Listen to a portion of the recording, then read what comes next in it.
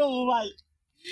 এই যে জমিটা আমি এত কষ্ট করে কষ্টের টিয়া দিয়ে বিছুন কিনছি, চাষ করছি, ওই খেটে লাগা হয়ে গেছি, 3 দিন পরে আইসি ধান খেতে অবস্থা আমার মাথা। এই কষ্ট কারে করবো ভাই? এই ধর আমি 4টা বদলে দিয়েছি, আমার ধান 3টা, আমি একদম 4জন। আমার বুকটা হারিয়ে গেছে, এত করে খরচ করছি ফসল না ভাই। আল্লাহর কাছে, আল্লাহ তুমি দেখো, আল্লাহ কি অন্যায়টা করছিলাম আমি, কিন্তু সেই ধানগুলা কেটে শেষ করছে আমার। আমি কারোর বিচার দিব না, একমাত্র আল্লাহ দেখতেছে। কিন্তু কি হিসেবে কাটতাম, কি ক্ষতি করছিলাম ভিতরে। অনেক কষ্ট করে আমি টিয়া ধরাই আমি